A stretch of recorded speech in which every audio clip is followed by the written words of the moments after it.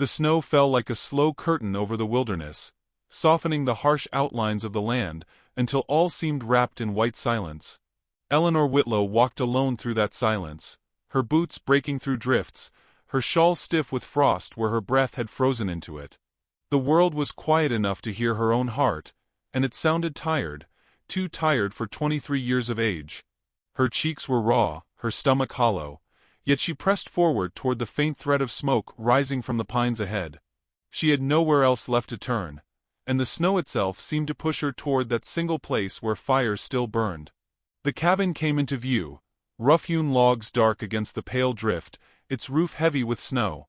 At its side, a figure moved with a slow, sure rhythm, splitting wood. Bare-chested despite the biting air, the man's back and shoulders caught the pallid light, broad and scarred with years of labor. Eleanor slowed, breath-catching, not only from fear, though that played its part. Every rumor in town had warned her to keep away from this Apache, this man they called Red Elk. But hunger had its own language, louder than gossip. Her steps crunched in the snow, and he turned, his face sharp with the solemn beauty of one who belongs to the land itself. His dark hair fell across his brow, and his eyes held no invitation, only the question of why she dared come. Eleanor's lips trembled before words escaped. "I can cook," she whispered, voice small but clear in the brittle air. "If you let me by your fire." Her hands clutched the basket at her side, empty, save for a few hard kernels of corn. She did not plead, though her need was plain in the way her frame sagged. She offered work instead of pity, knowing pity was the one thing she could not endure. Chaska Red Elk said nothing at first. His axe rested against the block, his gaze unwavering. Silence stretched, and in it she felt the weight of her audacity, the sharp blade of rejection poised above her. But then he nodded once, slow and deliberate, and lifted a hand toward the door. No smile softened him, no word reassured. He merely stepped aside and let her pass, as though the decision were not kindness but practicality. Inside, the cabin smelled of smoke and venison. The fire in the hearth was steady, throwing light across the rough room. Eleanor lowered her shawl, shaking loose the snow, and her breath stilled when she noticed a small shape by the wall. A child, dark-haired, her wide eyes half hidden behind a scrap of quilt. The girl could not have been more than 4. She clutched a doll fashioned from rags, its face inked with crude features. Eleanor offered a tentative smile, but the girl darted her gaze toward her father, waiting on his measure before granting any trust. Eleanor set her basket on the table, folding back her sleeves. She moved as if the hearth were hers by birthright, though each gesture was fueled by trembling resolve. The pot hung waiting, half full of broth and roots. She tasted it, added a pinch of what little spice she carried. Her fingers shook not from cold, but from the memory of scorn in the town. Women who had turned their backs, men who had muttered that she was too pretty to starve and too weak to be wanted. She stirred as if stirring away those voices, letting the warmth of the fire seep into her skin. Chaska watched her, leaning against the wall, arms crossed. He seemed carved from the very timber around them, immovable. His silence pressed on her nerves, but in it was also an odd steadiness, a presence that held rather than pushed. When the stew thickened and filled the air with fragrance, she dipped a spoon, tasted, and closed her eyes in relief. It was more than food. It was proof she could still give something of worth. When she set the bowls on the table, she hesitated before sitting. Chaska remained standing, watching his daughter, who crept forward with shy steps.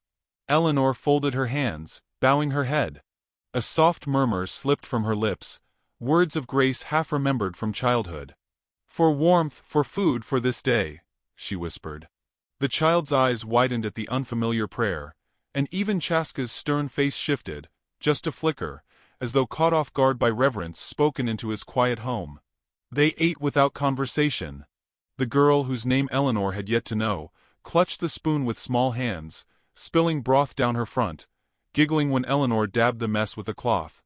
The sound of her laughter was like a crack in the ice, small but promising.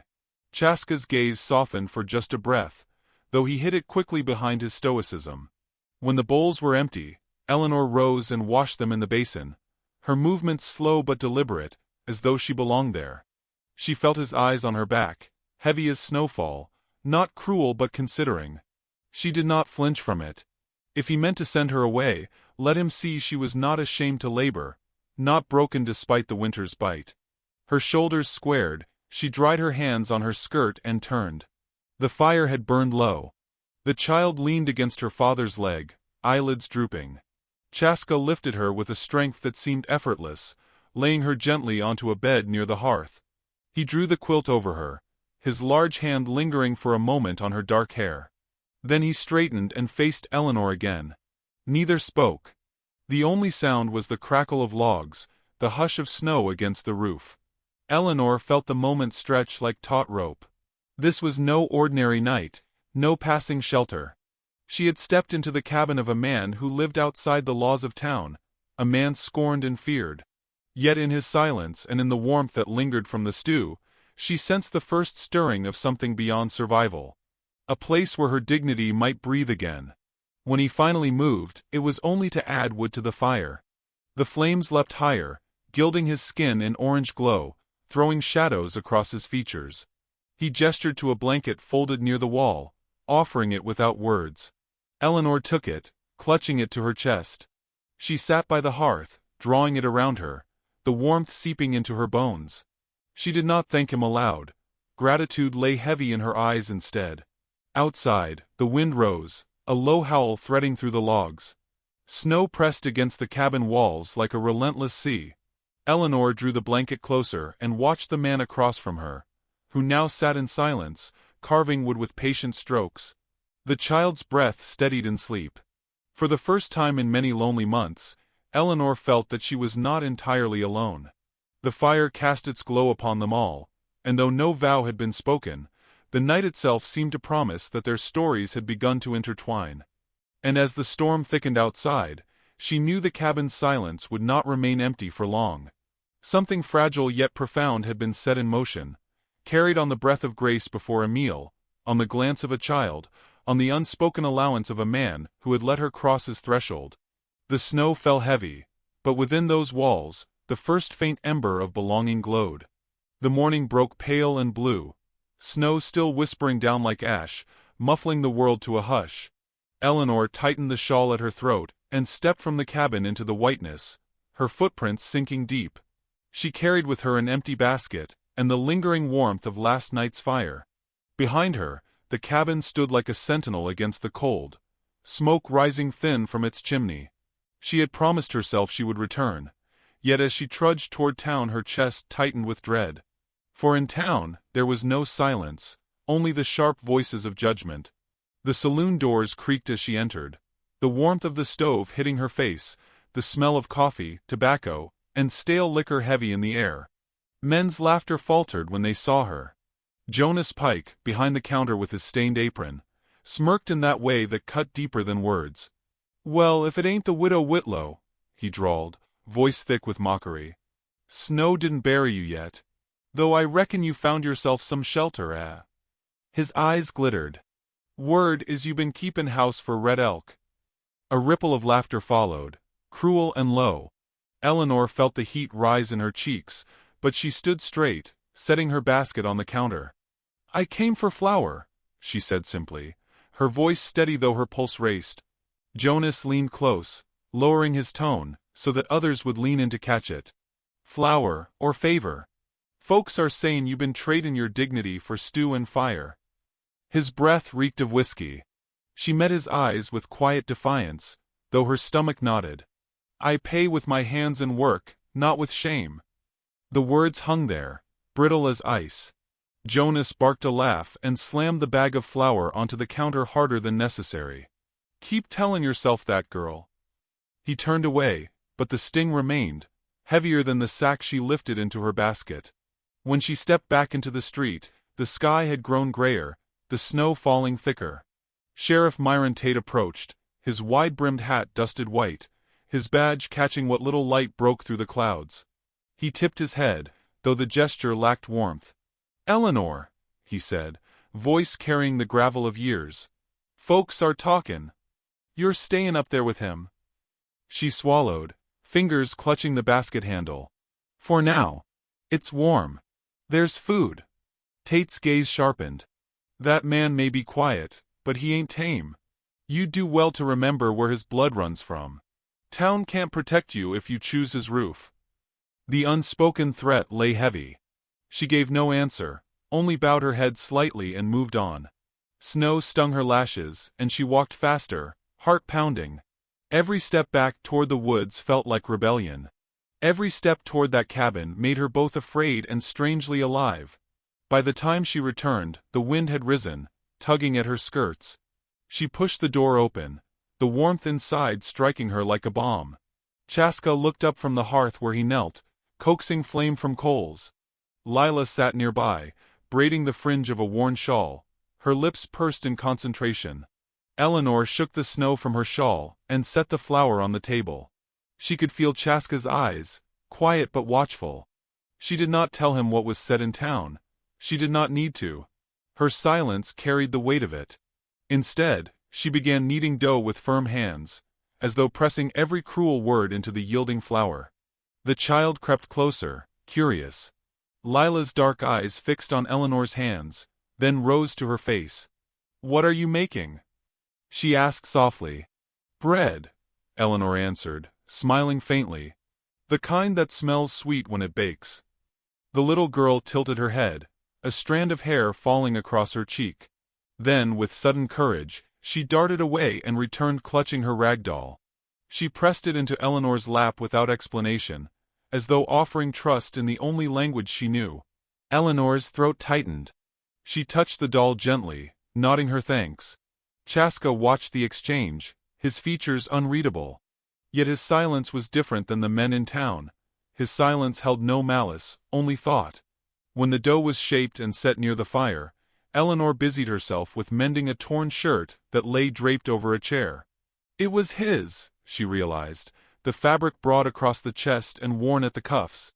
Her needle moved carefully through the cloth, each stitch a quiet claim against the emptiness of her days. Through the window, snow pressed against the glass, muting the world outside. The cabin's warmth wrapped around her, but beneath it all hummed the low current of unease. The town's whispers, the sheriff's warning, the weight of a child's trust. She stitched faster, as though her hands might keep her anchored. That night, as the bread baked and filled the cabin with its scent, Chaska moved to the table. He sat across from her, his eyes steady. For the first time, he spoke more than a word. "Town was cruel?" Eleanor's hand froze over the cloth. She lifted her gaze to his, startled that he knew. Slowly, she nodded. "They think shame lives in my shadow. That I have none left to lose." His jaw flexed, though his voice remained even. "They fear what they do not know. And they hate what stands apart." His eyes flicked to Lila, who hummed to her doll by the fire. Then back to Eleanor. "Will you leave?" The question pierced her.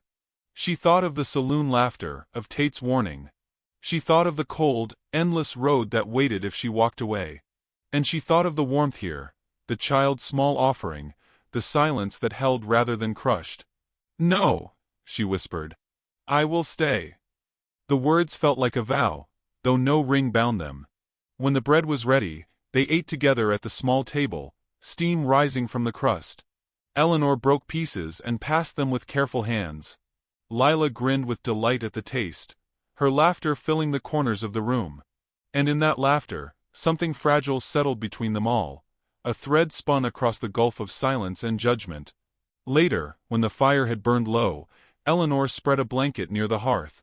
Chaska watched as she tucked it around herself, his expression unreadable in the shadows.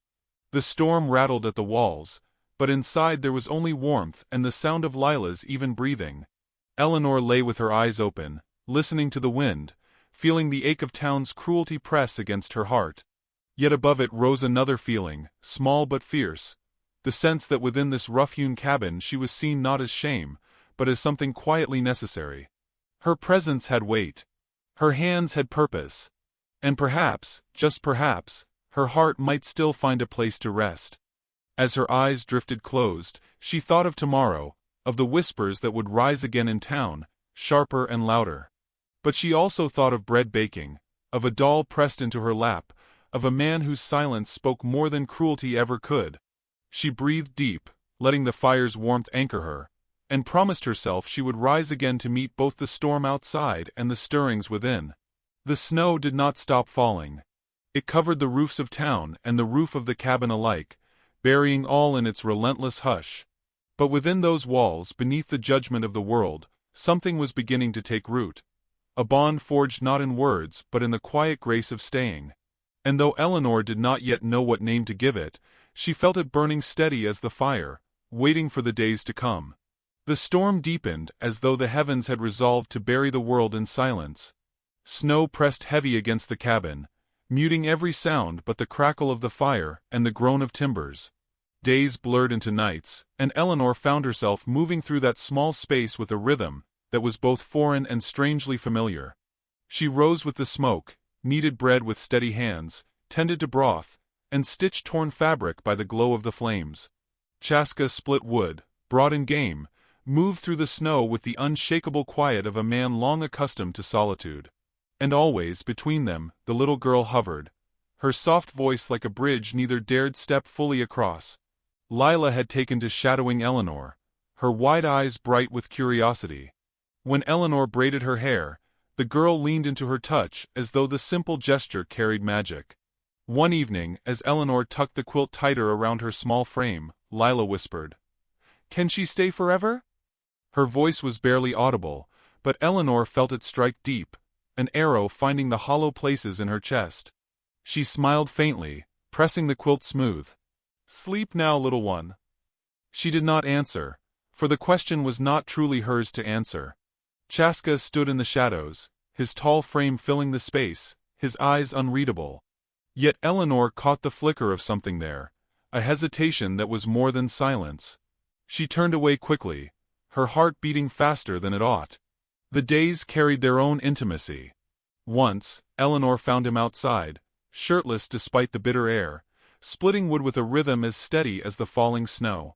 His breath rose in clouds, his arms moving with controlled strength. She lingered in the doorway, basket in hand, and for a moment she allowed herself to see him not as the town had painted him, wild, dangerous, savage, but as he was, a man who bore the weight of survival with dignity. When he noticed her watching, she flushed and lowered her gaze, stepping quickly back inside. Yet the image remained with her, stirring heat in the cold that the fire alone could not explain. It was during the longest night of the storm that the threads between them tightened. The wind howled like a living thing, rattling the shutters, seeping into every crevice. Eleanor crouched by the hearth, her hands trembling as she stitched a tear in her skirt. Chaska sat nearby, carving a piece of wood with slow precision. The silence between them was thick, not empty but laden. Finally, Eleanor spoke, her voice quiet. "I was 17 when I married. Thought I knew what love meant." She paused, the needle frozen in her hand. "By 23, I was alone. They say a widow has nothing left to give. The town makes certain I don't forget it."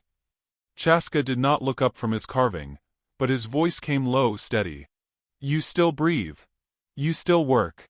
That is more than many give." She laughed softly, but it broke halfway. "Perhaps. But sometimes it feels as though I walk beneath a shadow I cannot shake." She pressed her palm to her chest, as if to still the ache there.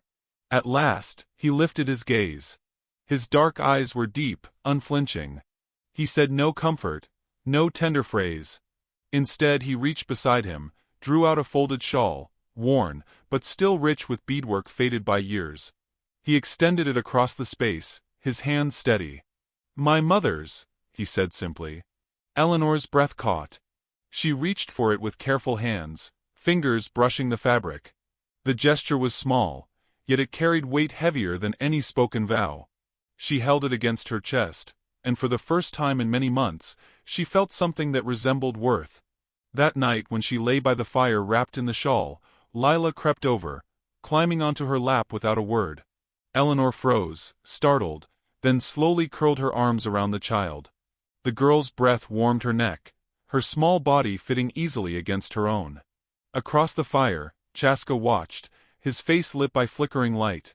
His expression did not change, but his eyes lingered, and Eleanor felt the heat of them long after she drifted into sleep with the child in her arms. The days continued, and with them, the delicate weaving of trust. Eleanor found herself humming while she worked, old hymns half forgotten, and once she caught Lila humming along in a tuneless echo. She laughed, the sound strange to her own ears after so long without it. Chaska, splitting logs nearby, glanced up. Though he did not smile, there was a softness to his gaze that spoke louder than any expression. Yet even in the safety of the cabin, shadows lingered. Eleanor knew the town had not forgotten her absence. The sheriff's warning echoed in her mind, sharp as the bite of wind against her skin. And in Chaska's silence, she sensed a battle of his own, whether to allow her presence or to guard against it. Still she stayed, because leaving would have been another form of death. One evening, as snow began to ease at last, Eleanor found herself at the window, watching the sky bruise purple above the trees. "When the storm clears they'll talk louder than ever," she said softly, not turning from the glass. "They'll say I've traded decency for warmth." Chaska stepped beside her, his presence filling the small space. For a moment, he said nothing. Then, his voice came, rough but certain. "Their words are wind. They cannot live your hunger. They cannot warm your nights." She turned, meeting his gaze, and the truth of it struck deep. Words failed her, so she nodded, clutching the shawl tighter around her shoulders. The fire burned low, casting long shadows, and Eleanor felt the fragile thread of belonging pulled tighter around her. The town might scorn her, might spit her name into the dust, but here in the silence of the cabin, her hands had found purpose, her heart a tentative shelter. The child had chosen her with a simple question, and the man had offered her something more precious than safety. He had offered her a place, however uncertain.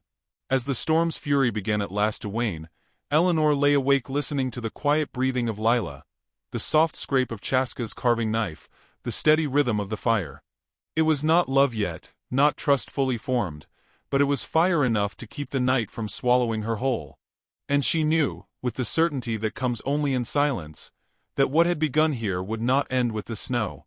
The thaw would bring reckoning. The thaw would bring voices louder than the storm. But for now, in this cabin bound by frost and fire, the seed of belonging had been planted, and it burned with a heat she had never thought to feel again. The storm loosened its grip at last, leaving the land draped in a silence that was almost holy. Snow glittered beneath the pale sun, drifts piled against fences and doorframes, the world made clean but not forgiving. Eleanor walked into town that morning with her shawl pulled tight, a basket in hand. Behind her, the cabin stood steady, smoke rising thin into the air. Ahead of her, whispers waited. She felt them even before the saloon doors creaked open, before her boots touched the worn planks of the boardwalk. Jonas Pike was first, leaning on his counter, grin sharp as a blade. "Well, if it ain't our little snowbird," he said loud enough for the room to hear. "Seems the widow found herself a nest, though some say it's more of a savage's den." His words dripped with scorn, and laughter rippled through the crowd like kindling catching flame. Eleanor kept her gaze steady, her hands wrapped tight around the basket handle. She asked only for salt and beans, but Jonas pressed the sack toward her with exaggerated flourish. "Sure you don't want ribbon instead? Might please that red elk better." More laughter. Heat rose in her face, but she did not speak. She gathered her basket and left, their jeers following her into the brittle air. Outside, Sheriff Myron Tate stood waiting, broad shoulders blocking her path. His eyes were narrow beneath the brim of his hat. "You've been warned, Eleanor," he said, voice gravel rough. "Town don't take kindly to a white woman keepin' house with an Apache. You think you can raise a child in that den? You think you can hide behind his silence?" He leaned closer, his breath clouding. "That girl deserves better. And if you don't know it, the law does." Her heart thudded hard, but she lifted her chin. "She has better," she said softly. "She has warmth. She has care. Tell me, Sheriff, does the law feed a child when the wind cuts through her bones?" His jaw tightened. For a moment he said nothing, then stepped back, eyes glinting with the promise of trouble yet to come. Eleanor passed him without another word, but her steps trembled beneath her. Back at the cabin, the air was thick with the smell of wood smoke and stew. Chaska sat sharpening his knife, the slow rasp carrying across the room. Lila played on the floor with her doll, humming a tune only she knew. When Eleanor entered, setting the basket down, Chaska's eyes lifted, steady and dark. "Town was cruel," he said. Not a question but a statement. Eleanor removed her shawl, folding it with careful hands. "Cruel enough to call me shame," she whispered. Her throat tightened. Cruel enough to threaten her. She glanced at Lila, who looked up, eyes wide. The little girl abandoned her doll and ran into Eleanor's skirts, clinging tight. Chaska's jaw hardened. He rose slowly, his height filling the room, his presence like a wall of stone. "They will not touch her," he said, voice low but edged with fire. Eleanor smoothed Lila's hair, her fingers trembling. She wanted to believe it. Yet she knew words in town could cut deeper than knives, and whispers could strangle dignity as surely as rope. That night, as she tucked Lila into bed, the child's eyes searched hers. "Can you tuck me in too?" she whispered, clinging to Eleanor's sleeve. Eleanor's heart broke and healed in the same breath. She kissed the girl's forehead and pulled the quilt close, her tears hidden in the dim glow of the fire. But the whispers did not stop. 2 days later, townsfolk gathered outside the saloon as Eleanor passed. Women turned their faces, muttering, while men sneered openly. One spat in the snow near her boots. "Savage's woman," he called. "No better than he is." The word stung, but she kept walking, back straight, chin high. Her dignity was all she had left to shield her, and she would not let them tear it away. Sheriff Tate came again, riding hard up the path to the cabin.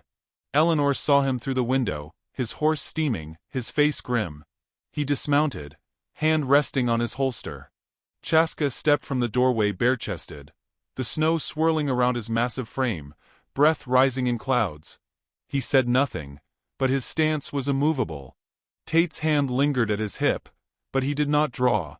The silence between them was taut, stretched thin as wire.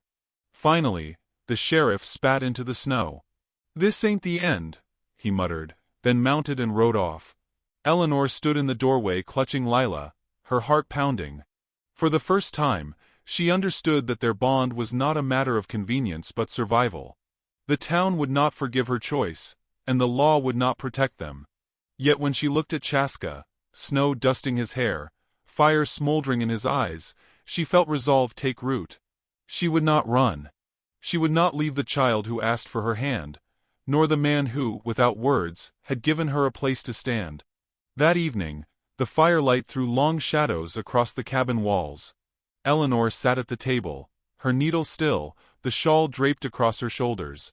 Chaska returned from the storm, silent as always, but when he passed her, his hand brushed hers.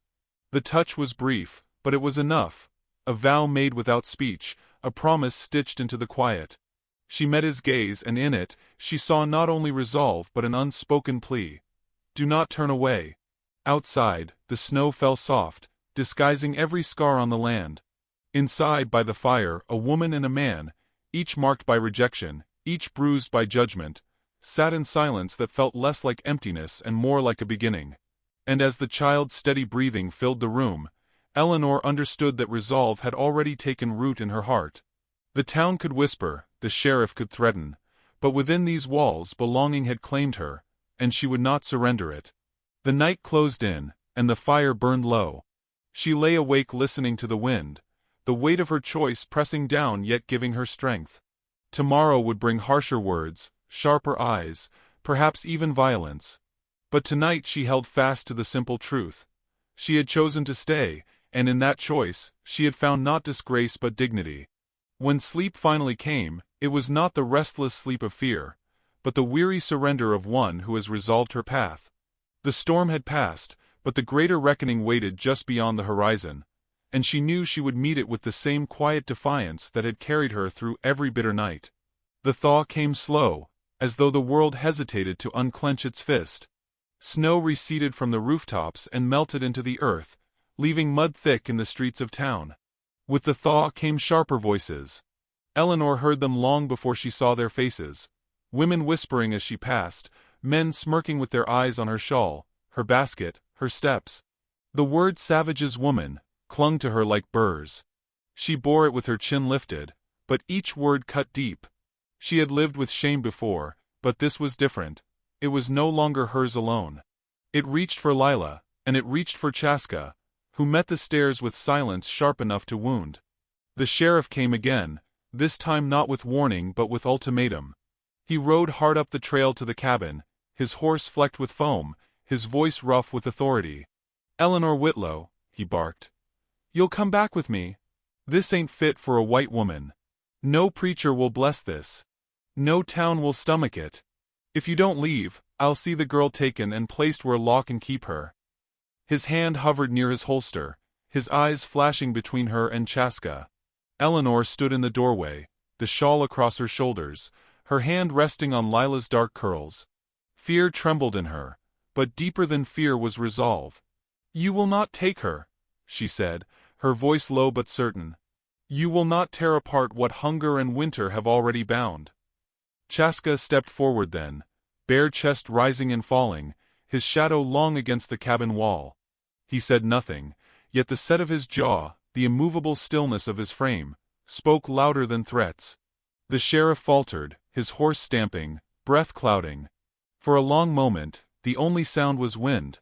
Then Tate spat in the dirt and turned his horse, muttering curses as he rode back down the trail. Eleanor's knees weakened once he was gone, but Chaska's steady hand on her shoulder kept her from sinking. He did not speak, but his touch anchored her, and she leaned into it without shame. That night, Lila clung tighter than ever as Eleanor tucked her into bed. "Don't let them take me," the child whispered. Eleanor smoothed her hair, tears burning her eyes. "Never," she said. "You are mine as much as breath is mine." Word spread that no preacher in town would marry them, not while whispers churned like storm clouds. Eleanor bore it with quiet dignity, but inside she knew they could not live forever in defiance without sealing their bond. Chaska seemed to sense her thoughts, for one morning he saddled his horse and returned with an old man, a traveling preacher weary-eyed, with frost still clinging to his beard. He stood in the clearing behind the cabin, the snow melting around his boots, and opened his worn book. Neighbors had followed, drawn by curiosity and the promise of scandal. They stood at the edge of the trees, faces hard, eyes sharp. Eleanor's heart pounded as she stood in the snow, her shawl drawn close, her hands trembling in Chaska's. Lila clutched Eleanor's skirts, her wide eyes lifted with hope. The preacher's voice rose steady, weathered with years but strong. "Marriage is not for town nor law to judge. It is for God, and for the hearts that join." Eleanor's tears slipped hot against her cheeks. She looked up at Chaska and saw no mockery, no doubt, only the gravity of a man who chose her without words. When he slid a simple leather band onto her finger, her hand shook, not from fear but from the weight of belonging. At the preacher's final words, silence fell heavy. Then, unexpectedly, a single voice broke from the crowd. Mrs. Cora Ashfield, once sharp with gossip, murmured, "Love is survival itself." Others turned, startled, but no one dared contradict her. For a moment, the jeers died on their lips. Snowflakes drifted down, light and sparse, as though heaven itself had chosen to bless. Eleanor pressed her forehead against Chaska's chest, the scent of wood smoke and earth filling her lungs. Lila's laughter rang bright, clear as a bell, as she clutched both their hands. The crowd dispersed, muttering, but no one dared challenge what had been sealed. The sheriff did not return that day, nor the next. Whispers would linger, but they no longer held the power to undo what was bound. That night, Eleanor tucked Lila into bed as she always did, but this time when she turned, Chaska was waiting. He placed a hand on her shoulder, his silence full of promise. No words were needed. The fire burned steady, the snow settled soft outside, and for the first time since widowhood had claimed her, Eleanor felt whole. And as the night deepened, she knew this truth would outlast gossip, storms, and shame. Dignity is not given by a town, nor stripped by its scorn. It is found in the quiet courage to stay, in the hands that feed, in the hearts that choose. To you listening now, let this be remembered. Love's fire is not in grand declarations but in small, steady acts that outlast the storm. And if ever you are cast aside, mocked, or left to wander the snow, take heart. For even in the coldest winter, belonging can find you, and dignity will rise like flame from ash.